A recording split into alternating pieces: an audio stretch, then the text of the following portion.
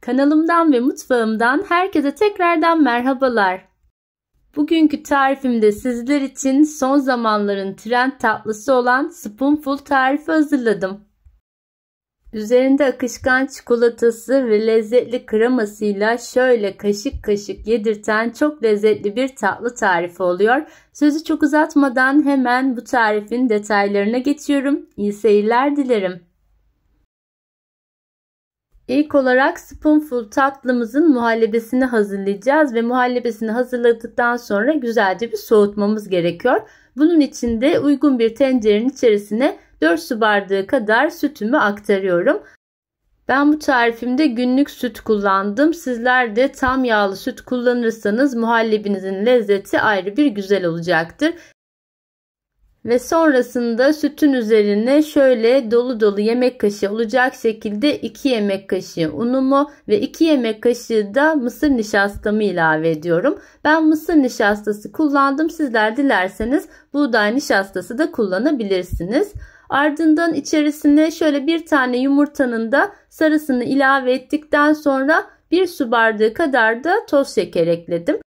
Sizler damak tadınıza göre dilerseniz şeker miktarını biraz azaltabilirsiniz. Şöyle tüm bu malzemeyi ocak üzerine almadan önce pürüzsüz bir kıvam alıncaya kadar güzelce çırpma teliyle karıştırıyorum ve sonrasında da ocağımın orta gözüne alıyorum.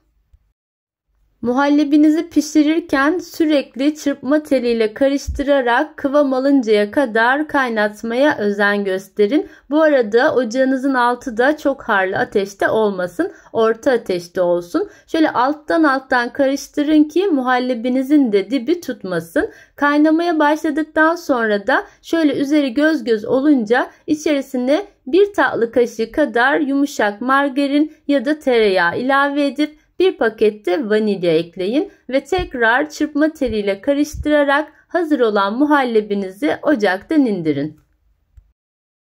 Spoonful tatlımızın muhallebisini pişirdikten sonra ayrı bir kasenin içerisine aktaralım ve soğumaya bırakalım.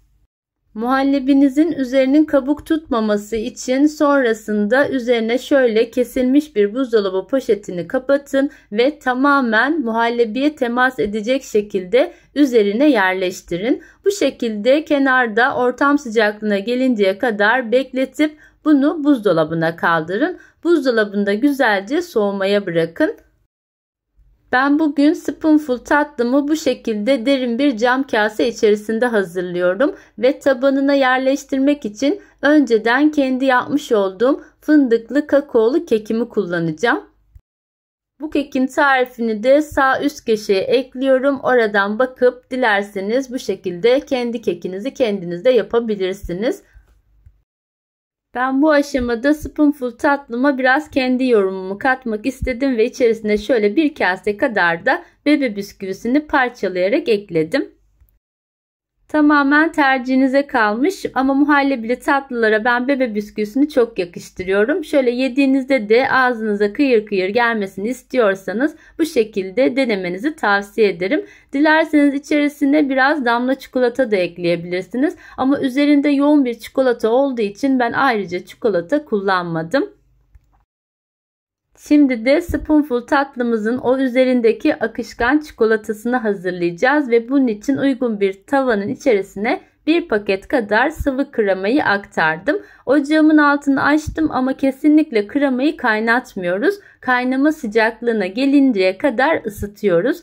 Isıttıktan sonra içerisine şöyle ben biraz bitter, biraz da sütlü çikolatayı parçalayarak ekledim. Sizler seviyorsanız tamamını bitter ya da tamamını da sütlü çikolata şeklinde de hazırlayabilirsiniz. Parçalayarak çikolataları ekledikten sonra şöyle sürekli karıştırarak kremanın sıcaklığıyla çikolataları da eritiyorum. Eridikten sonra zaten son kıvamını almış oluyor.